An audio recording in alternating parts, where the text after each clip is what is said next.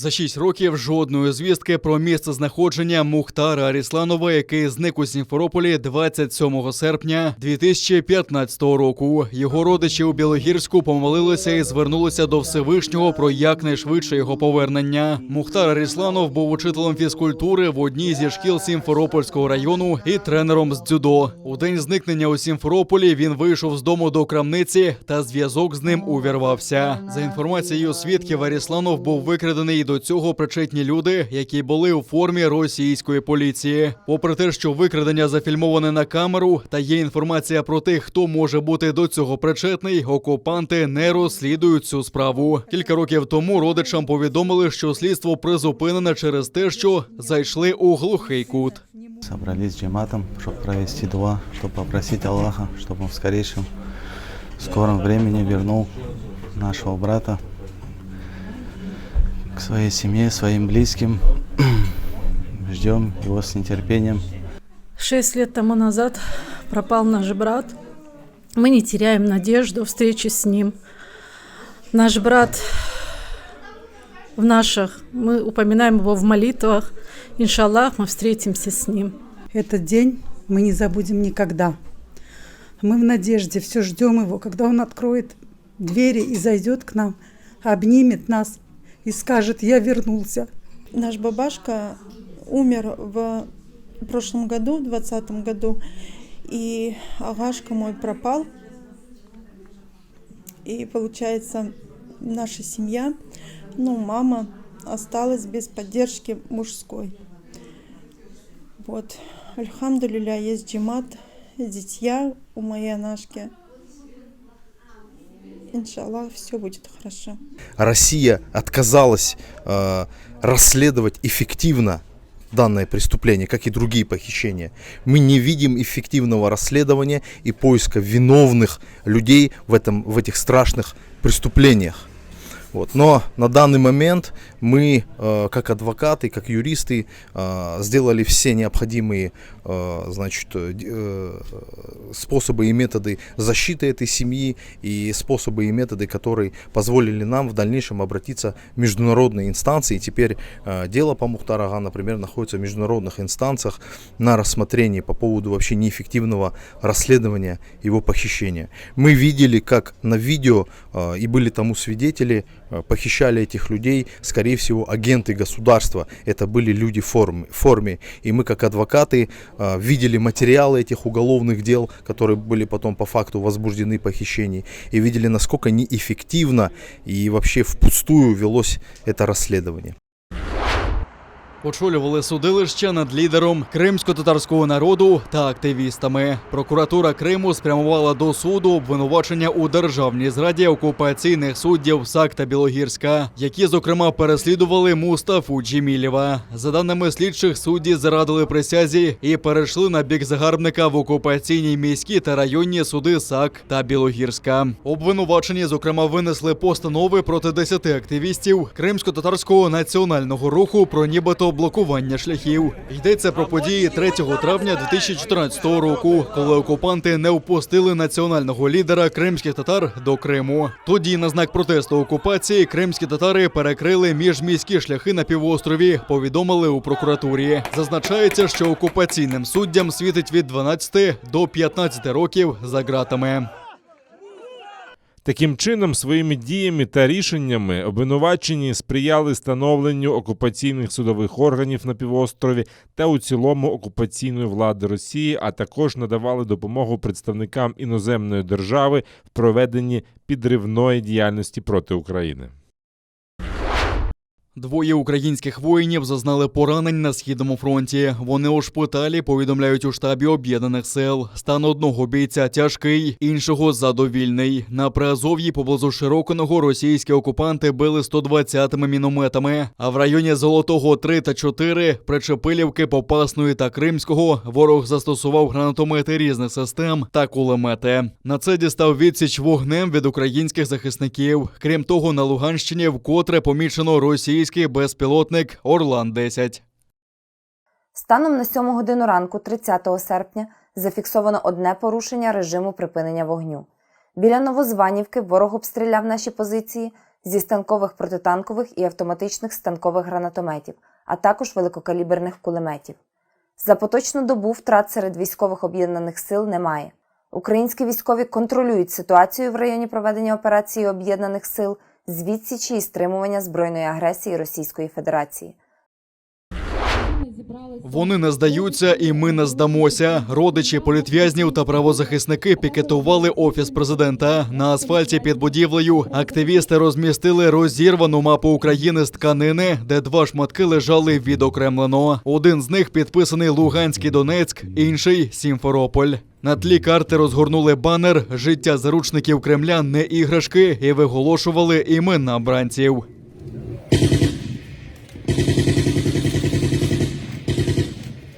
Світу миру, світу миру. І мир посеїм. Світу миру посмав. Світу молитов простим. Присутні також закликали президента ініціювати ухвалення закону про захист політв'язнів.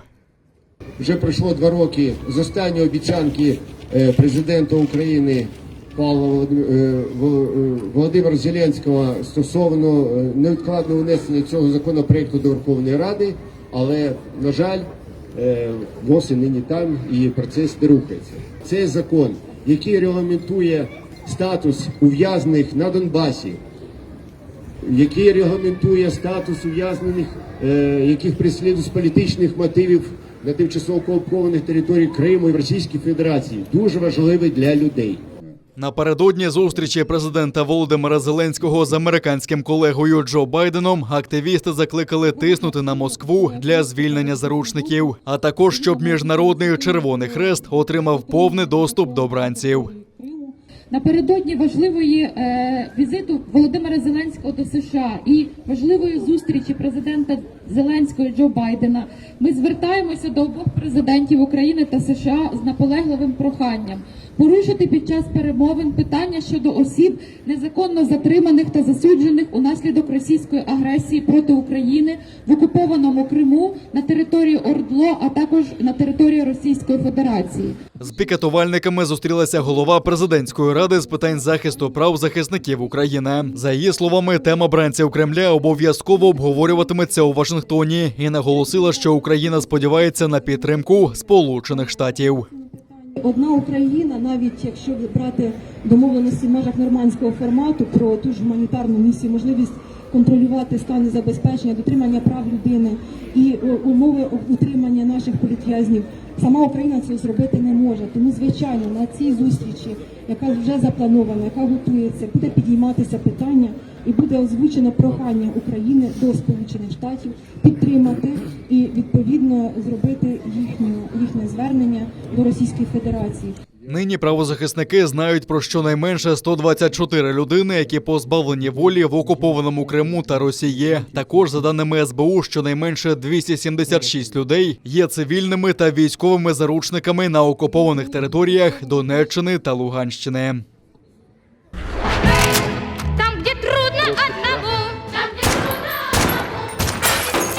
Кіно про кров і пострадянських бандитів. Так описує свою стрічку «Носоріг» кримський режисер та колишній бранець Кремля Олег Сенцов.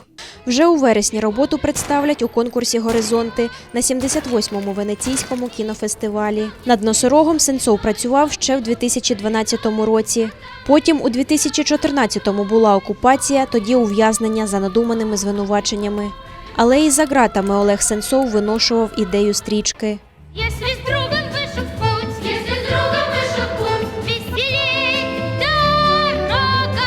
Я за 5 років ув'язнення написав декілька сценаріїв, декілька мав до цього, але до цієї історії я не остив, і я хотів її знімати, я розумів, що вона більш складна, ніж, здається, на перший склад. І тому я хотів це зняти, тому що це якось для мене ступень для більш ще серйозних, ще складних фільмів, тому що я дуже люблю кіно, я дуже люблю якісне кіно, і я хочу його знімати. Після визволення і повернення до України у 2019 році Сенцов продовжив роботу над «Носорогом». Дістав підтримку від українського уряду, а також німецьких та польських фондів. Більшу частину сцен зняли у Кривому Розі. За словами Сенцова, планувалося зафільмувати частину кадрів у Німеччині, але через карантинні обмеження зробити це так і не вдалося. Зйомки фільму завершилися в грудні минулого року.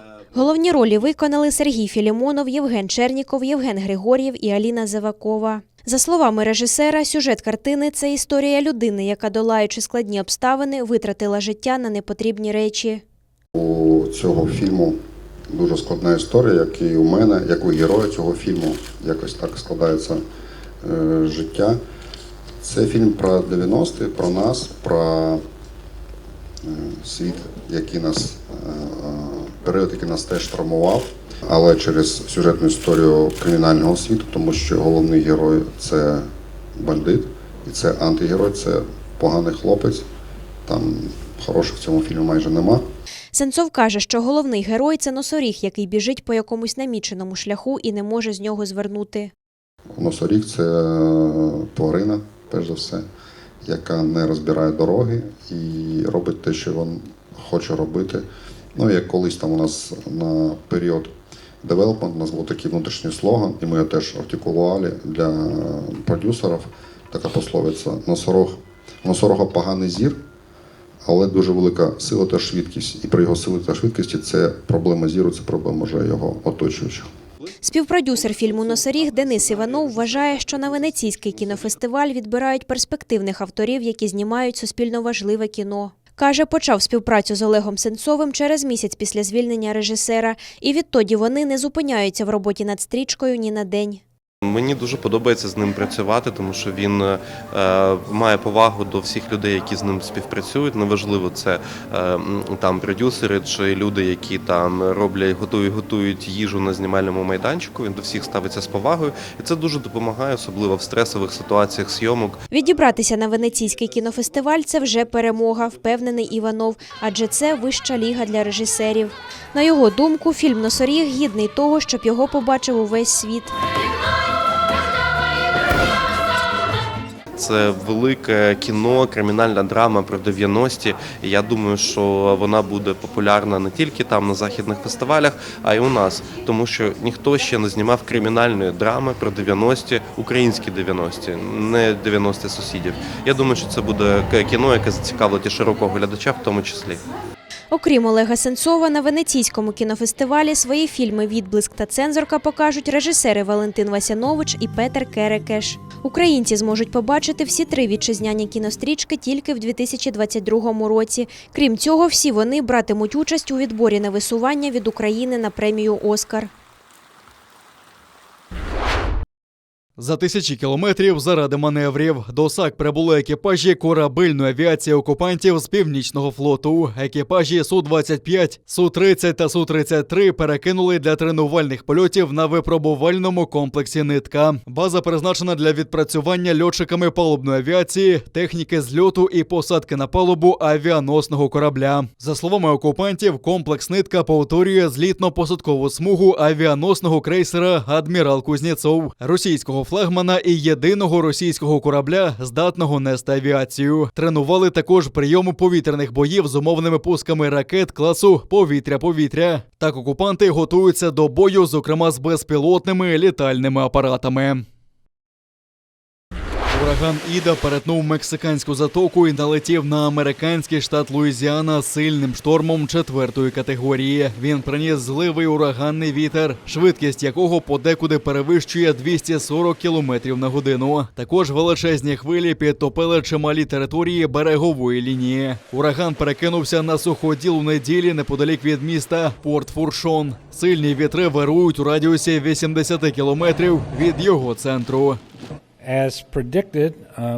За повідомленнями Національної метеорологічної служби, це один із найсильніших ураганів, які були в нашому штаті. І, як і передбачали, перед виходом на сушу Іда посилилася нечувано швидко.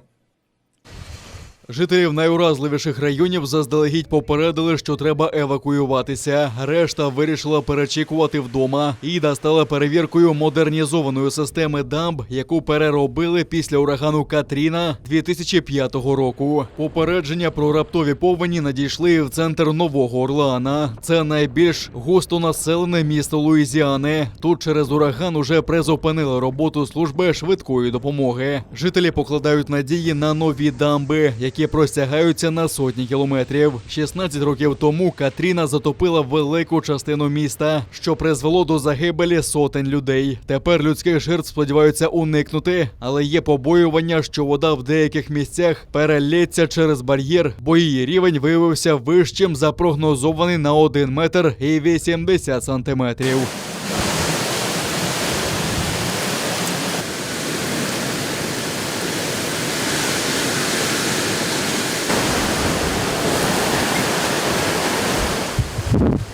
Президент США Джо Байден заявив, що наслідки урагану Іда будуть руйнівними. Від стихійного лиха можуть постраждати не лише прибережні райони. Байден приїхав у штаб-квартиру Федерального агентства з надзвичайних ситуацій, повертаючись до Вашингтона. Очікується, що шторм – один з найпотужніших в США за останні роки. Іда занурить під воду значну частину узбережжя Луїзіани. Ми залучили більше сотні бригад швидкої допомоги. Ми співпрацюємо з Червоним Хрестом та місцевими партнерами, щоб відкрити десятки і десятки притулків з гарячими вечерями. Я вже підписав надзвичайний стан як для Луїзіани, так і для Міссісіпі. Я хочу переконатися, що ми готові збільшити можливості реагування. Понад 530 тисяч будинків штату вже відключили від електромережі. Загалом у деяких районах випало понад 60 сантиметрів опадів. Водночас узбережжя західно-центральної Мексики постраждало від урагану Нора. Через зливи і сильні вітри у деяких штатах почалися повені. Також повалило дерева і стовпи ліній електропередач та пошкодило дороги. Проте Нора вже ослабла і перетворилася на тропічний шторм. Ця корова мирно летить над швейцарськими Альпами. Так, за допомогою вертольота вона добирається до нового пасовища поруч з перевалом Клаузенпас. До цього корівка паслася високо в горах і там отримала невелику травму. Самостійно спускатися по крутих схилах їй поки не можна. Я не питав корову, як вона себе почуває після такого польоту, оскільки вона не може відповісти. Але це невелика відстань, і їй треба переміститися. Це всього лише короткий спокійний політ. Я не помітив різниці в поведінці між тими, хто летів і хто йшов.